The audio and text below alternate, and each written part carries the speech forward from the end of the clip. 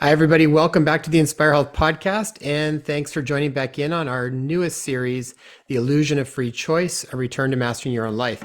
And today we've got a special guest here with us today, Sean Stone. So, Sean's a filmmaker, media host, author, all around truth seeker. One of the things I've really appreciated about your work, Sean, is I feel like you've been on this journey for a while, just trying to really figure out what is the truth in so many different areas. I mean, Sean started off as a child actor in a number of his father Oliver Stone's films like JFK, The Doors, Natural Born Killers. You actually did American history at Princeton University in Oxford, and you ended up having your senior thesis was on the modern history of the New World Order. We'll have to chat about that a little bit. I think that's fascinating. Hmm. And then went on to become a filmmaker himself and has done a number of movies and documentaries like Metahuman with Deepak Chopra. Also produced the documentary The Paradigm of Money about Wall Street corruption and collusion with the US government, as well as one that really grabbed our attention. Recently, we watched The Hollywood DC, where you exposed the long and often hidden relationship between Washington politics and the media entertainment complex. So I think we're going to have a lot of stuff to dive into here. So hopefully we'll have enough time to pack it all in. Sean, welcome to the show. Thank you. Appreciate it. Thank you for having me. Yeah, when we were putting this series together, as many people have been following it, we're really covering a lot of different angles on this concept of free choice and returning to mastering our own life and what that means. And one of the areas that we really wanted to take a deeper dive into was around media, mainstream media, propaganda, Hollywood, how all of this stuff intermixes because I mean, in so many ways, this is a massive influence for most people. So when we came across some of your work, particularly your documentary there and some of the stuff we'd followed before, we thought you'd be a great person to shine some light on this area. Sure. I'll do my best. So Sean, where do you start? Maybe for people that aren't even aware, what is the mainstream media entertainment complex? What even is that? Hmm.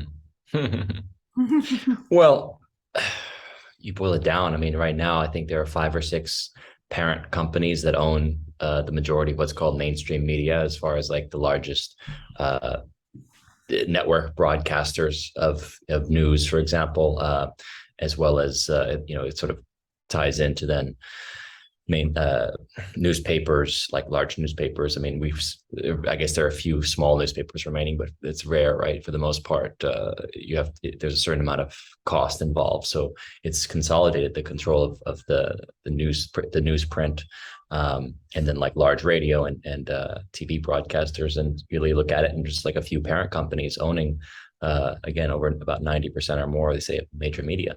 So that's one aspect of the complex, but this is old.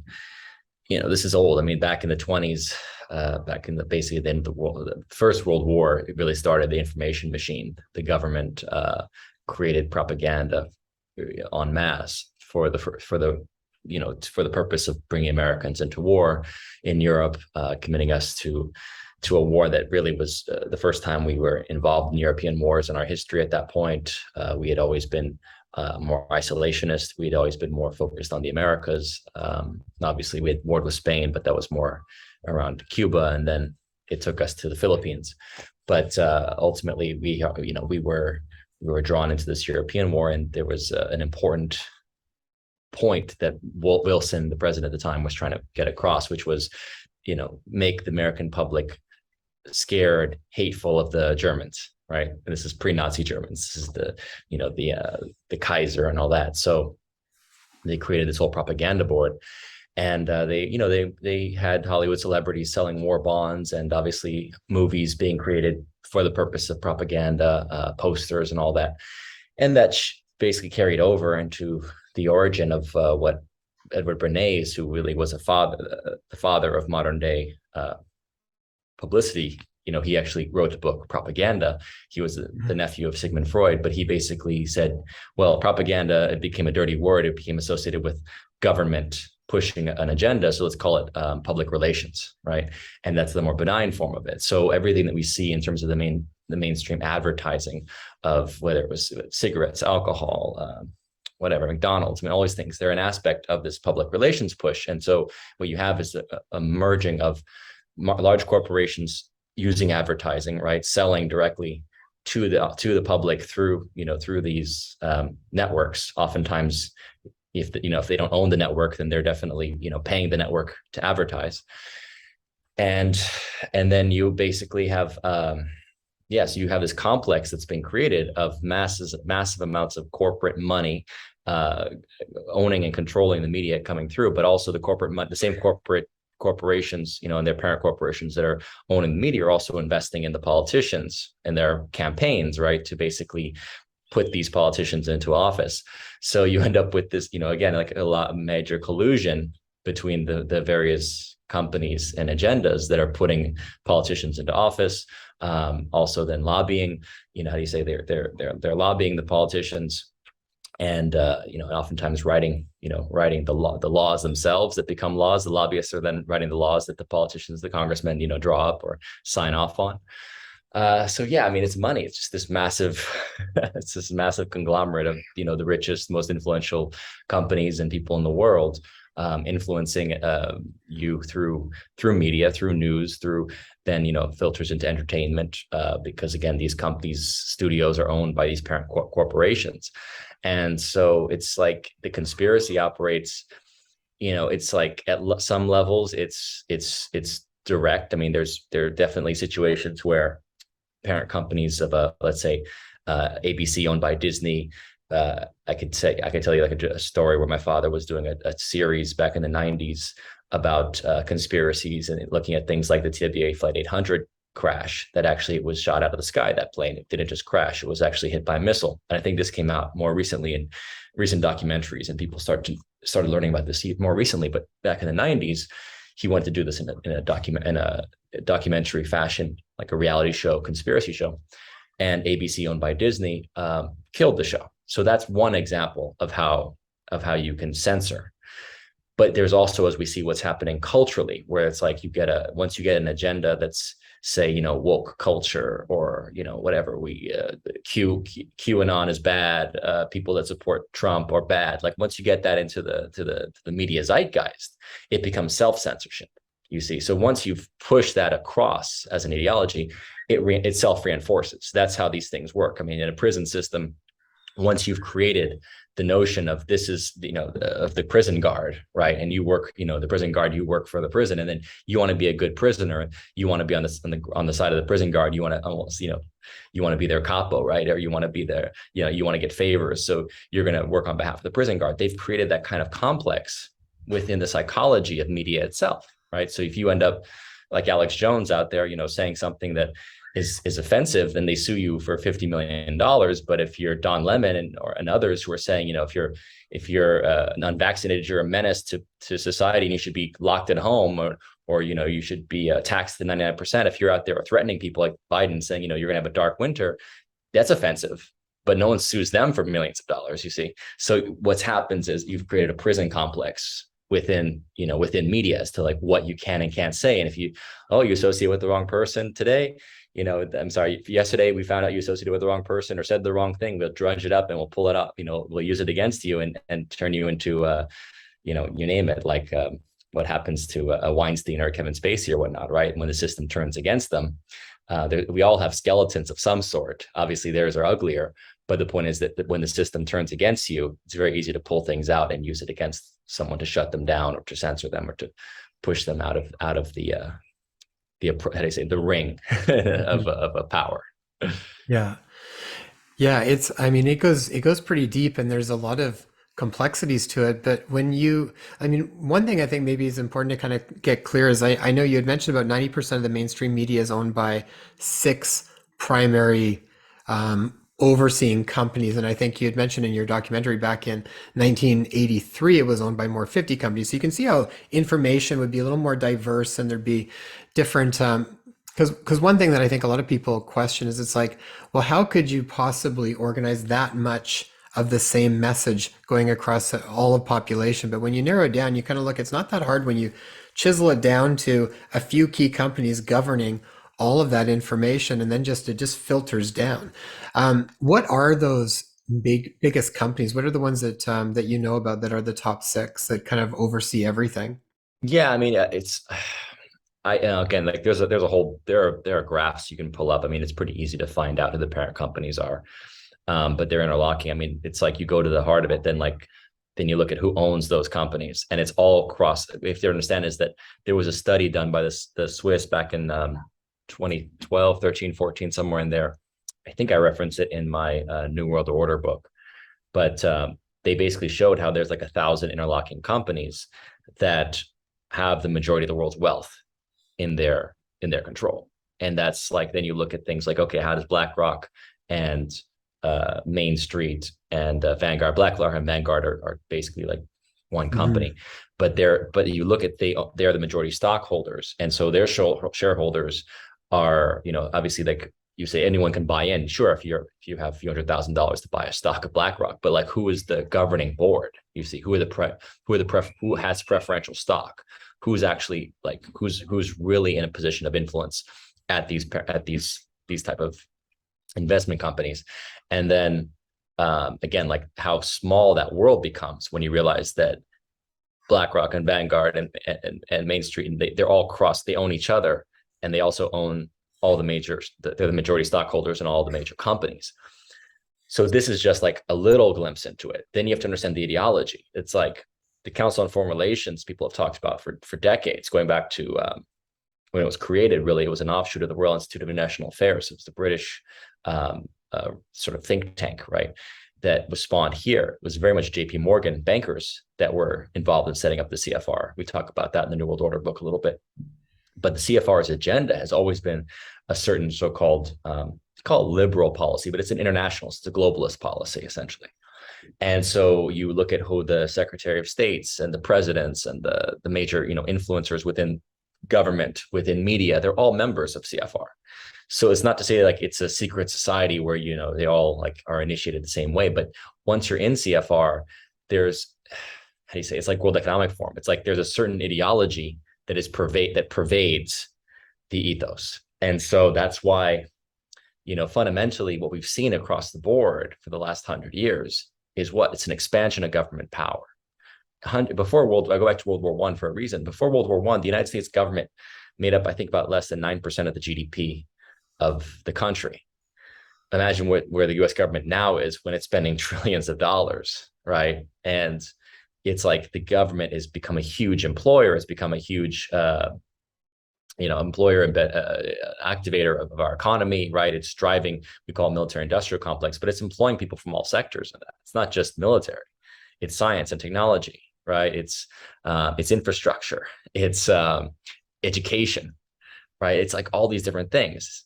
So the federal government is become consolidated and centralized in its influence and power.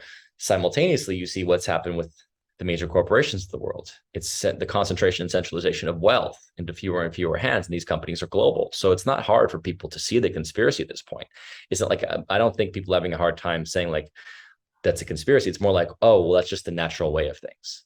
Oh Hmm. yeah, of course they want to, of course they want to have more influence and power, and that's just, so there's those that like see it and are really starting to question like why this doesn't make sense, and there are those that are just kind of like, yeah, well, that's just, why shouldn't Pfizer be sponsoring all the commercials on the news, and why shouldn't Pfizer be trying to make as much money as they can, and why shouldn't Pfizer be able to get away with whatever it needs to get away with, because there's just an assumption that that's the natural order of things. Hmm. Well, and it might tie in a little bit too with the idea of like culture being used to socially engineer people. So at that point, even if you're aware of it and you think things, you think that maybe is okay, how much of that is actually been kind of driven in, um, whether unconsciously or just through propaganda, through whatever, as far as that becoming almost like a program that people run. Yeah, because it's major. So I'm reading a book right now by Thomas Sowell, one of the great conservative intellectuals of the last century, who was not just a great economist, but he was, as far as sociology was concerned, and just mapping this. He wrote a great important book called Intellectuals and Society, and he focuses that book on exactly this point of how the intellectual class um, has basically has permeated the way that we see the world, but they don't necessarily get they're not always credited as such, or they're sort of assumed to be more intelligent, or they're studied, so they can say what they want, whether they're influencing economic policy, whether they're influencing, whether they're testifying, for Congress, whether they're testifying in courts, whether they're influencing medical policy. I mean, all of this is an intellectual class.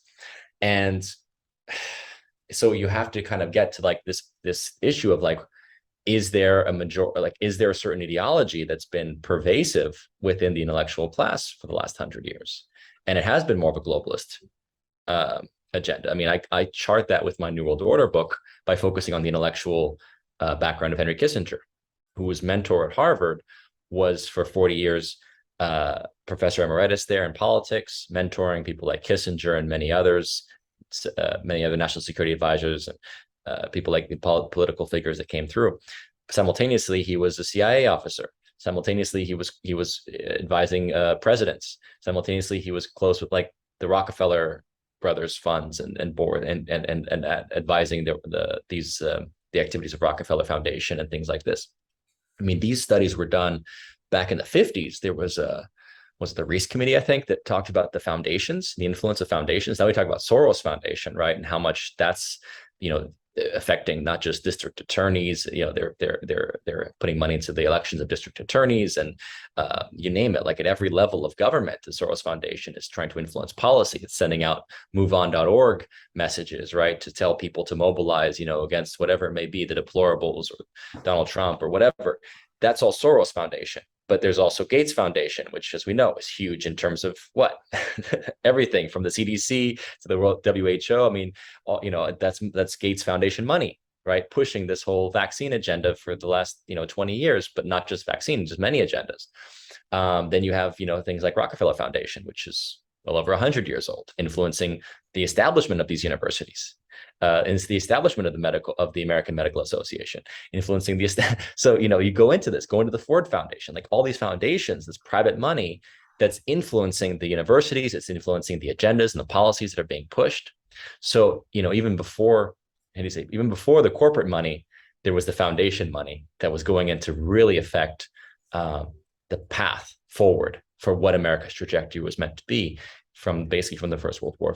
Since then, that time of us being more on this globalist bent of involving ourselves in European and foreign wars that previously we had been opposed to, in that so-called America First mentality, which was really the Washingtonian tradition, when Washington left office, saying no entangling alliances, really trying to keep us out of empire and empire building. Mm-hmm. I mean, you were talking about the Rockefeller Foundation. We did a episode a while back with Dr. Rick Kirshner, who wrote a documentary called how healthcare became sick care. And he goes through the whole sort of, and he talks about basically the AMA and the FDA and the Rockefeller. I mean, it was all Rockefeller funded, with a very targeted, agenda that it got moved towards, as far as getting in control of the direction that medicine was going to be moving in. I'll put a link for that so people can check that out. But that gets into it really. You'll see kind of the overlap on this kind of stuff as we're talking about it. One thing I'm curious about is, right now it feels like there's more sort of shakeup for people now than I think ever, as far as kind of seeing some of that, seeing the writing on the wall a little bit more clearly. And still lots of people that can't see it at all, or don't want to see it. I'm not too sure. But how does, from your perspective and researching and even being in the industry for so long, where do things like Hollywood and movies and even the mainstream media, as far as how does the propaganda work? Like, is there a recipe that they follow that makes people more susceptible to being influenced? Is there something that you've come across, as far as, because I'm kind of thinking like, if people can hear it, maybe they're more likely to be able to see it when it's taking place again. Well, you're talking about what's called like predictive programming and like seeding things, which I tend to actually believe is more of a magical operation than it is like intentional. Like a lot of life is synchronicity and just tuning into the consciousness, right? So I think a lot of times there are writers and there are creatives who are either being used, whether consciously or not, to an agenda that can serve this, predictive programming of like moving us towards like a Brave New World type of society, right? Or 1984 type of society of like accepting a transhuman, controllers and accepting, like, how do you say, these shifts? I mean, it's difficult to say like specifically like who's running it, because there is there's an influence in Hollywood of the military industrial complex. I mean, that's what the Hollywood DC tries to show. And I think there are deeper layers that I don't get into because I don't have the facts behind it. There are a lot of people that have been out there talking about, under like tunnels under the Getty Museum, for example, in LA, and how that can be like one of the places maybe used for trafficking. I know that there are underground things in LA. Like, I've always heard, I was originally told about it because it was more like it was assumed to be for like escape purposes, for people to like escape in case of a crisis, but I don't think that's all it's used for. And again, like the military having a presence, like think about it like this. One way that you would want to like maybe R&D like some very advanced technology might be through Hollywood. Maybe like that's just, I always put it like this: if you had like an alien craft on a back lot, people would think it was made for like a movie, right? I mean, just saying like that's like a theoretical situation. I don't know if that's true, but my point is we have to understand that like also in Disney here in Florida where I live, it's like Disney World is notoriously like connected to military. In fact, I have my suspicions when the those zombie attacks occurred back in 2012 when they called them what do they call them, like meth addicts, or no, was it like crystal meth they were saying or something like that? No, it was bath salts. Sorry, it was crazier. It was bath salts. There were like a string of people that got attacked with like people that were supposedly on bath salts, but they looked like zombies, and they were like basically like impenetrable. They were jumping out like second, third story windows and like running, like they were like very, they were very, very intense states, almost like zombified, and they were trying to bite people. And there were a few of those attacks, and I think a few of them were actually around Orlando, and like some of us were like, maybe they got escaped from under Disney World, because again, I mean, Disney World is so massive, it's a no-fly zone. It's got a huge, as you know, it's got a huge deal with the military and the in terms of like the taxes and everything, like how it's been able to operate. Like basically it was got like the land I think was almost given to it. It was just like a very strange thing with Disney and Disney World in Florida. So I really have my suspicions about how much R&D goes through like, again, like deep, secret military programs. Take MK Ultra. I mean, MK Ultra we know about. That was a mind control thing the CIA did. The manipulation of people and then, basically creating alternate personalities. Obviously some actors have that, some artists have that. Some of them created intentionally, put out into the world of stardom, intentionally created.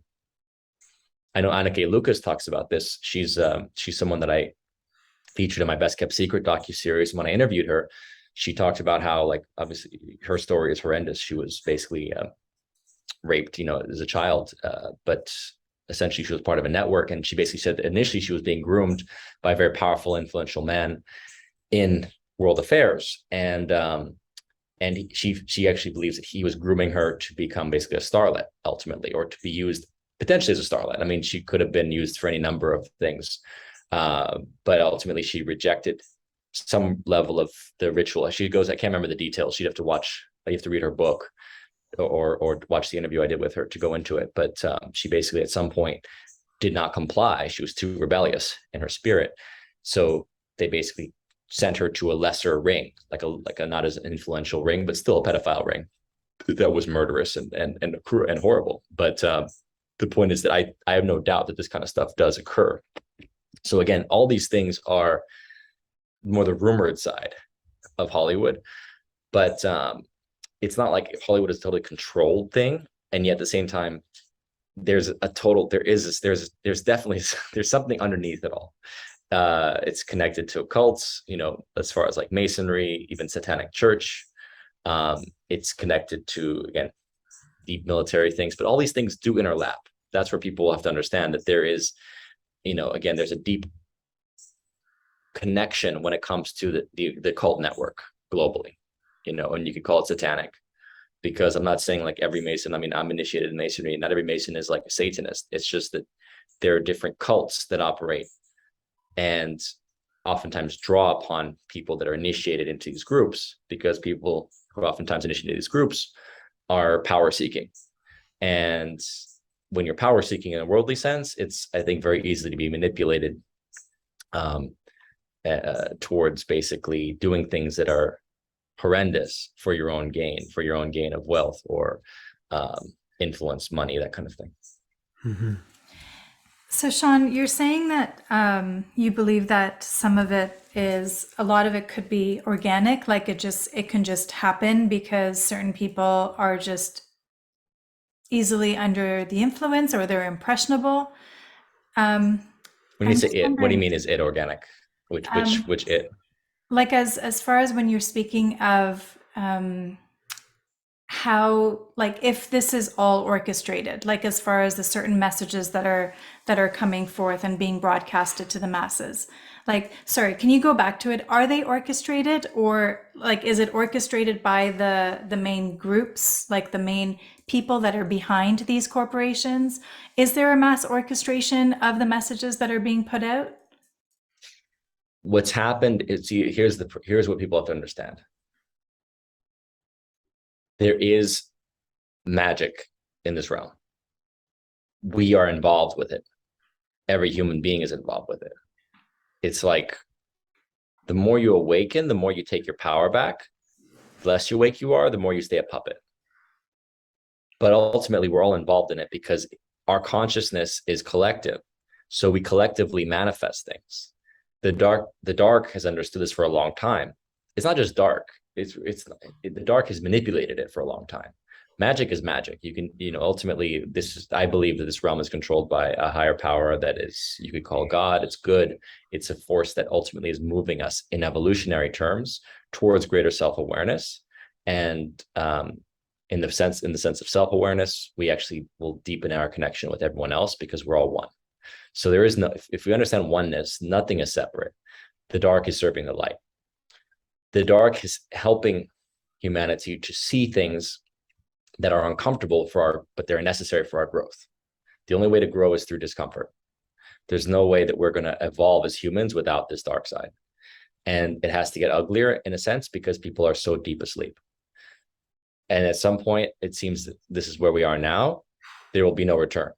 Some of those that are so deep asleep will not have an opportunity to awaken to their true sovereignty and to their true sense of self in this dimension.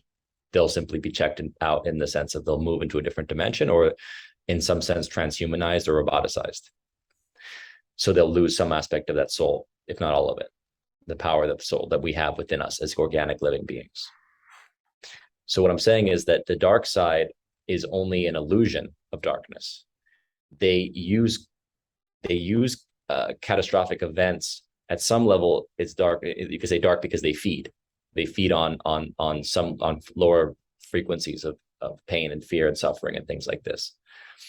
But at a higher level, the light uses those same events for the awakening of humanity, for the awakening of our shared humanity, by moving through trauma to basically become more empathetic, more aware of all things. Because if you can't look into the dark, you are not awake. You see, the star is awake because it has the ability to be light in the darkness. And if people want to just pretend the darkness is not there, then they're not awake. So the dark side has been doing very important work to actually activate and challenge, and yes, and traumatize. Unfortunately, we need trauma to grow. It's an aspect of this evolutionary experience. Mm-hmm. Hmm. I completely understand what you're saying around that too, and it's one of these conversations where you're like, you want the sort of deliberate use of traumatizing people, I think, in like movies and horror movies and stuff like this, but at the same point, if that is the level of consciousness people are interested in participating in, then that's what they're wanting. So when you're Correct. talking about that, we're co-creating our reality in all of this way, and we're directly, to me, it's like, we really need to be, we have, this is where we have to make specific actions. We have to be in this physical reality and make different choices if we're not wanting to. But the only way that happens is when it actually feels inside you like you want to be making those different choices. So it's a catchy thing, you know. Sometimes I feel like, where's the value in trying to shed light on sometimes where people might be being manipulated, or, you know, for a while with all the stuff around COVID, there was a period of time where we created a group called Follow Your Oath, and we were trying to show as much information as we could on the other side, just to sort of show other pieces of the puzzle that were being pulled away or hidden, and share information that other people were sharing. And I think that's probably helpful to a point. You know, it kind of appeals to the intellect, but at a certain point, it's not the intellect that's going to take you any farther. It's really got to be a transition from a frequency sort of level. And then at that point, then what no longer is in resonance is just no longer in resonance. It's like, then it's very clear with inside yourself. So I guess maybe the conversation needs to move towards, how do we all start to do that, where we embody more, we're being sort of in, how would I say it? It's like we're being informed by the pure love aspect, or by the higher self, as opposed to being informed by the ego mind identity, or the false self, however you want to use the terminology around that. What's the process to connect more to what is true, so that then we can see truth more clearly? Hmm. Well, it's really more of a being. It's Mhm. more of a being experience. It's like the intuition is a being experience. It's a felt experience, and to be something is to know it, so that you don't have to even really talk about it anymore. So the problem is, we are we're really working on waking ourselves up. As to what you were saying about like trying to wake up others. I was having this conversation with someone recently. I was like, no, actually, we can't. We're not here to Mhm. wake up anyone else. We're here because we're here basically as beings expressing our essence. It's like, we, each of us is just, we're stars, right? So what does a star do? It shines. We each shine in our different way. We express ourselves in our different ways. And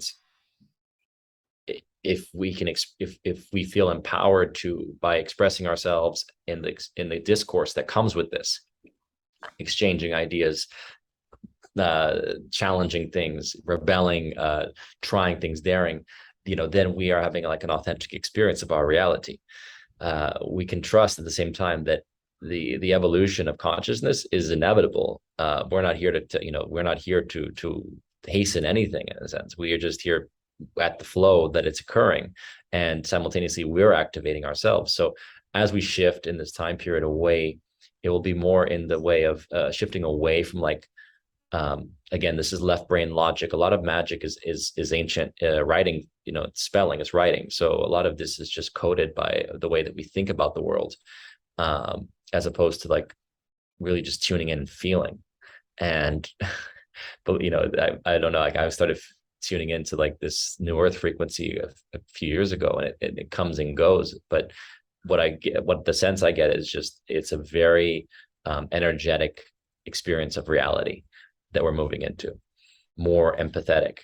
And when you're in empathy, you let go of ego naturally. So film in many ways has been an educational tool, and it will continue to be an educational tool for people.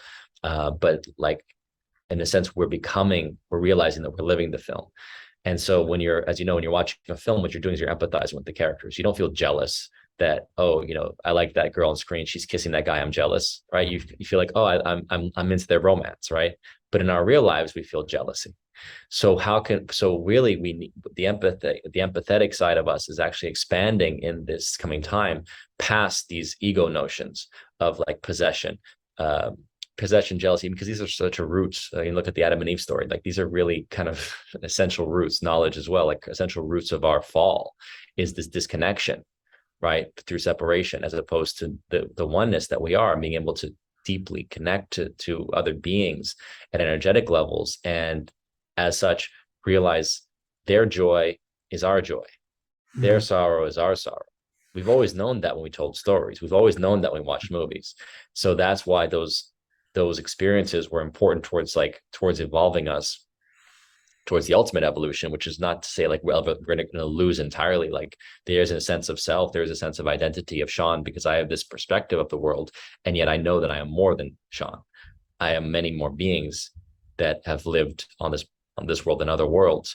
And at a moment, I can transcend this being. So it's like, it's not to say it's a false self. It's just a smaller sense of self. And then there's the greater senses of self. And then the greater sense of self can always tune in to others and find this direct connection, this direct empathetic connection that we are. It's just energy, and be in that experience of whatever it may be, love, tragedy, ecstasy, fear, you name it, right? And to really tune into that experience. And ultimately, if you can transmute those lesser emotions, right? What are lesser emotions like fear states, anguish, right? Despair. If we can transmute them more rapidly, not to say forget them, but just work through them more rapidly and raise them into love, states of love and higher vibration, then that is the great work. Mm-hmm. Sean, what was your motivation for writing and for producing some of the series that you have, where you do bring a lot of awareness to stuff like the Hollywood DC and the paradigm of money, which I think is really beneficial to sort of kind of put it out so that people can see another narrative. Well, that's why we do it. I mean, all the things that I've done, from the interviews to the documentaries to the films, I mean, everyone has basically been to help people break down their paradigms, to break down their constructs of reality, because I've seen obviously how media works all my life, and I understand the falsity of it. So thinking outside the box, looking from a different perspective, that's always been interesting to me. And the major thrust, or the motive of my work, has always been to inspire people to say, listen, think for yourself, research for yourself, look at this through your own eyes. Don't look at this through someone else's lens. And and dare to be different. So, each project I've ever worked on is just an emanation of where I was at that time, what was interesting to me, whether it was writing poetry, or, I don't know, writing a cosmic love story, or doing a workshop most recently, about success and about activating your heart. All these are just different expressions of my being. And that's why I do what I do. Because it's like, we don't have to be limited by the constructs that people have given us. And that was like a time and place of the Matrix, where it was like, yeah, you have to operate from, certain hours, and you have to have this profession, and you have to wear that cap, and you have that degree, and that square hat that they put on your head, right, when you get your bachelor, and then you get your doctorate and whatever, and then you go work, you get your bar, you pass the bar, and you're now an esquire, and all these titles that people have been given, so they can basically fit into the construct of a system that ultimately is parasitic. It feeds on them, feeds on everyone. And that's why, going back to what you asked at the beginning, it's like, how does it work? It works because there's something that everyone knows when you're on television, and you can't say anything beyond what they tell you. What they tell you, you can say. And you don't bring up stuff that, that's forbidden, that's dangerous. If you do, you get canceled, you get fired. Everyone understands that. You don't have to talk about it, because in your gut that you don't go there. Mm-hmm. And I don't really know where there is, because I just do what feels right. And I follow my gut. And that's what we're supposed to be doing here. We're supposed to be following on our intuition and saying what feels authentic and living an authentic existence. And this is where we're moving towards. It's just a lot of people aren't realizing it yet until the system collapses in front of their eyes. Yeah, you said something, one of the things I was watching with your work, and just said each individual is given an opportunity to find their own individual voice, point of view, and perspective, and then use social media to express themselves globally. We're kind of in an interesting time right now with even technology, where we're able to actually broadcast that voice out and broadcast our individuality. I know that's something Tay and I have talked about a lot. It's even just sharing your own authentic trials and tribulations with whatever it might be, relationships, parenting, work, moving, all of this kind of stuff. But it's like having just real conversations. Lets other people know that that's what it's really like for a lot of other people, Otherwise, it feels like you do then have to fit into this specific, and you're almost afraid to be anything outside of what the norm is. So I feel like right now, having just real truthful conversations about regular stuff is really important to help other people sort of recognize that maybe they can find their own voice in that as well. Like we were just watching, or we were listening to Oracle Girl just last night, I think. And Jay made a statement. He said, forget about us possibly even seeing the utopian society. we're the ones that signed up to be thrashing and paving a new path with our machetes. Well, I love, I mean, In the we've been, jungle. yeah, Yeah. it's like we've been following Oracle Girl's work for a couple of years now in the purification space, and I really appreciate her message, and I really Honesty. also appreciate her candor and her honesty. It's like, and it's very much spontaneous and in the moment. So it's Yeah. sort of what it is at that time. Take it, and how you respond to it or what comes up for you is really what the purification is. So it's not like what she says is written in stone or anything, but it's what comes Right. up for you. So um but it was just kind of this idea. There's a lot of, I mean, there's so many different concepts floating around what's going on and where we're going and all this kind of stuff. But I think a big part is don't get caught up too far, at least for me, not to get caught up too far in what I think it needs to look like, but be very, very grounded and aware of what I am spontaneously is arising in me at every given moment, and be as honest as I can, authentic to express that and be that. Mm. And it's a challenging thing because we feel very quickly where we bump up against a wall on that, and then that's part of the purification. That's part of what we sort of burn off or come through. But that's something we would express to people too, is like what, because we all want to know the right answer. We all want to know, but the thing is, it's like that's a constantly moving target. And if you're staying in the present with what's spontaneously coming up in your own individual instructions, that's really where all the gold is. And you kind of keep rerouting as you go along with that. Mm. That's what we're talking about a little bit earlier when we're talking about the nature of energy. You see, Mhm. it's like energy is fluid. It's fluid until it's not. It's like there are states, right? When it comes to energy, it's like you can jump from one state to the next, but until then, you're kind of fluidly navigating. Like, where does this want to go? And then all of a sudden, we get to those moments of like, aha, right? Or, oh, I'm in a new state. I realize it. But again, being more fluid in the nature of our existence, being more tuned into the realization that our reality is an inner experience. There is no external reality to me. I don't know where that is, Mhm. because everything that I'm looking at, everything I'm experiencing is from my experience inside this being. Or Mhm. again, even if it's inside this being, obviously it's not limited to this physical body, because I know that I can travel outside the body. I know that I can perceive, remote viewing shows that you can perceive outside the body. But the point is your being is beyond the body, but it's still a being that contains this experience. And I can't tell what is outside this being. Because even if I'm perceiving from outside this being, I'm still within that being, whatever this being Right. is able to perceive. So what is outside of me? I can't perceive you outside of my being. I have no knowing of what you are inside of you. I can only empathize. So going back to this notion of empathy or engaging energy or merging, merging is not like a total merging, but there is this sort of this simpatico sympathy that's created when beings merge energies and exchange.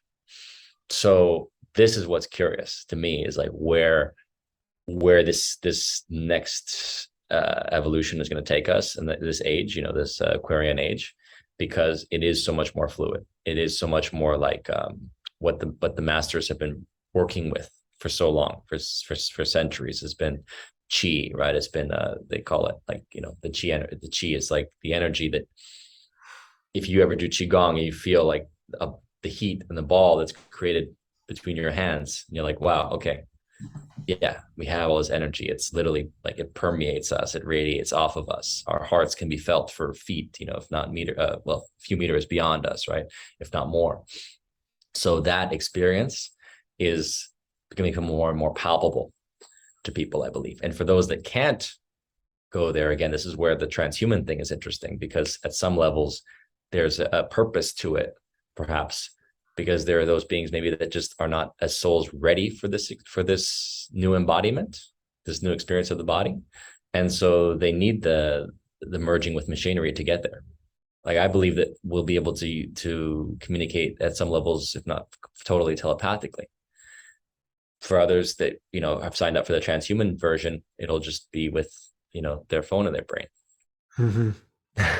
Yeah, I remember being at a workshop with Greg Braden, and he was talking generally around just to be very careful from his perspective. Is like, just be very careful how much of your own humanity you give away, because the same idea. It's like we're all of these things. I mean, most of the time, I think technology is just a way of trying to replicate something that we're capable of doing on our own anyways. So again, what choice appeals to you? Do you want that route, or do you want to try and unlock that ability again that's within us anyways? And I agree. So I'm kind of on that path where I'm really curious to see I'm what this vehicle is capable of doing, and then expanding on that. I'm really curious to see what is going to happen as far as where we're going to be able to go and what's going to be able to be.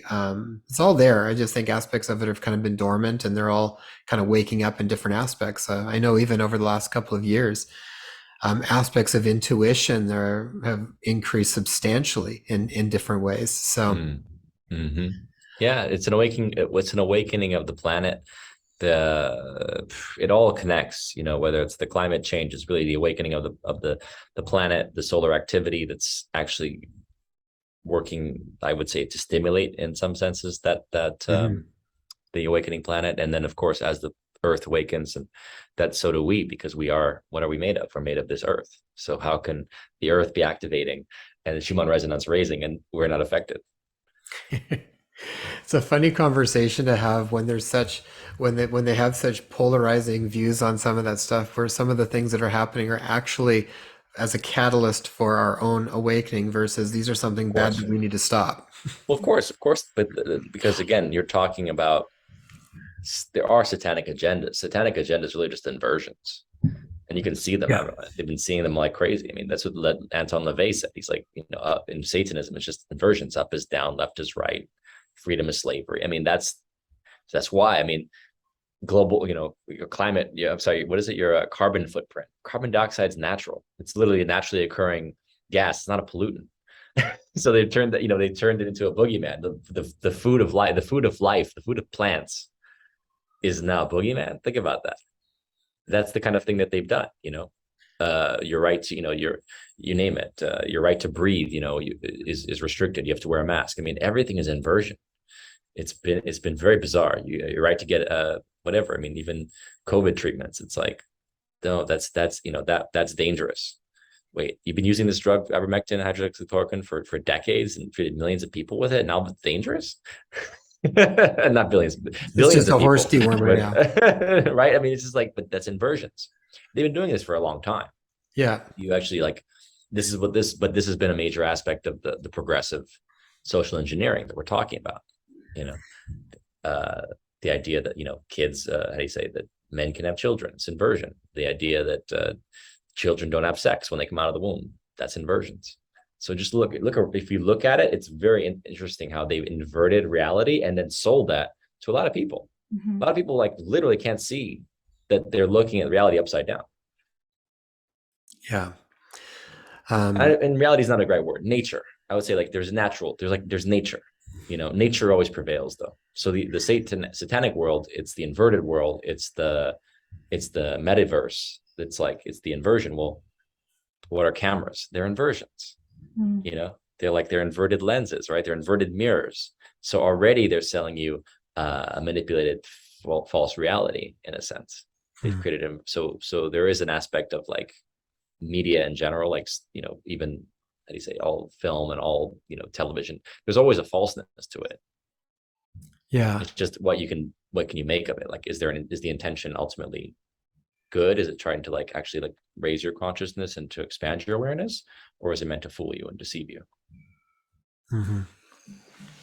You know what? I wanted to ask you about The Simpsons. I'm not sure if you would know, but like, what's with the predictive programming in The Simpsons? Like, as far as what we've seen, some of the old clips coming up that they're actually like showing the Freedom Convoy that was happening in Canada, or I think something that went on in the, Oh, right. um, The storm. with the hat, the guy Yeah. wearing the hat. And it I've was, seen a lot of little like, it's honestly, I've seen a lot of like memes, and it's always just like, it's interesting. I've heard that Matt Groening, who's like the creator, Mhm.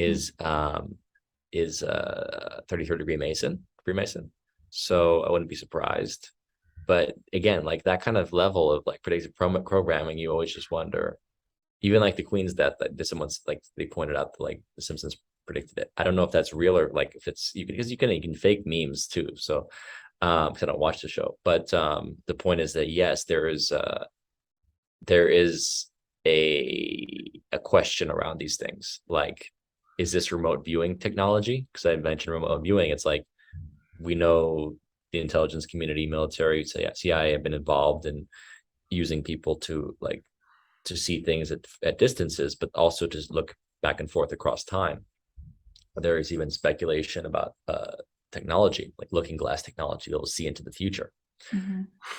And so, again, is someone like using that information to like to drop hints, or is it again, it's an aspect of just the collective consciousness, and those that are more tuned in are oftentimes the artists or the people that are practicing it, working with that energy and drawing upon it when they create.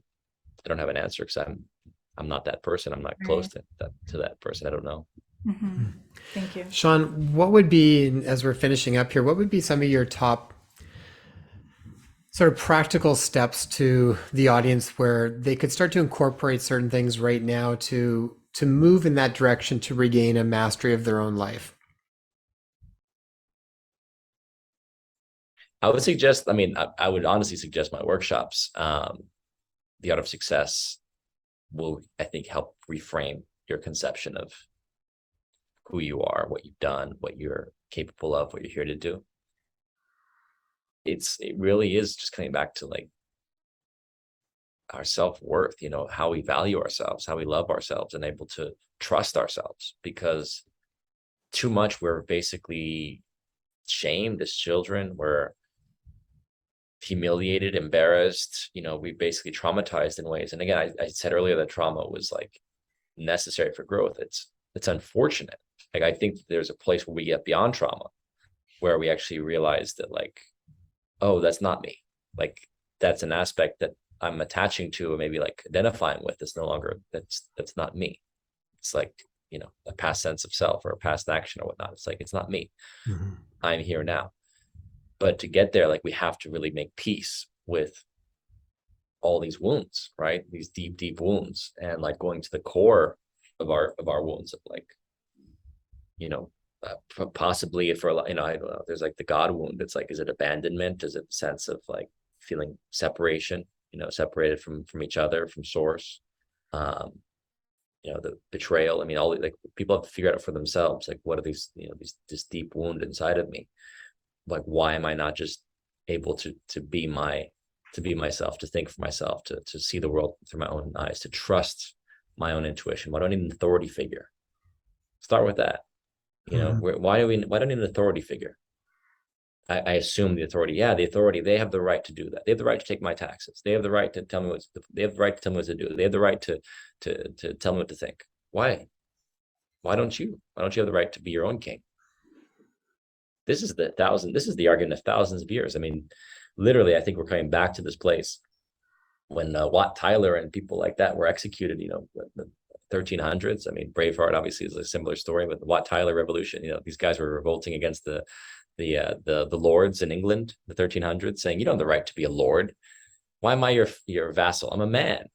Why am I not as just equal to you? And they were killed for what they said. And to this day, we still are. We don't see this. The system has shifted. It's hidden itself in ways. It's become more discreet, but fundamentally, the ideology is the same. Mm-hmm. Human is the serf. You don't know what you're talking about. The doctor, the man with the doctorate, the man with the degree knows more than you. He knows better. It's still the same as the Lord. He can tell you what to do. He can order you around. He can collect taxes. The same system. Just they changed the names around. They polished it up. They made it more digestible. It's the same. It's the same problem. People have to stand for themselves and say, I am my own sovereign. I can think for myself, see the world for myself, trust myself, know myself, or at least work on knowing myself. That is an ongoing practice. Mm-hmm. Yeah. What is it that Paul Selig says? I know who I am. I know what I am, And I know how I serve. Mm-hmm. Yeah, he's said some pretty beautiful things as well. Yeah, I totally agree, Sean. I think that is definitely where we are recycling this again in a big way. And I think the thing that's valuable when we are confronting some of that stuff and we start to ask ourselves those questions, are we is what comes up inside ourselves. You know, what are the sensations in the body that come up whenever we confront some of that stuff? Where, you know, because there's so much of that that ties back where it's like it hits us with either fear or guilt or shame or some of these heavy ones that pull you back down pretty fast. But that's all the stuff that if we can keep clearing, it makes it easier and easier to step into who you really are, whatever that is, and then just be that, right? Mm, And as you're being that, everybody else starts to see that, and it makes them a little more comfortable for them to be able to do it too. Gives them exactly. permission. Yeah. Yeah. Sean, where can people learn more about the work you're doing? Where's the best place to send them on? Any new projects you've got on the go right at the moment? No, I mean, I would just say, like, check out my website, seanstone.info. It's got links to my documentaries. It's got the workshops available, my books. Yeah, it's sort of a one-stop shop. Wonderful. We will make sure we have all that in the show notes. And Sean, what a pleasure. Thanks so much for the chat today. Yeah, it's a pleasure. Thank you, guys. Thanks for your time, Sean.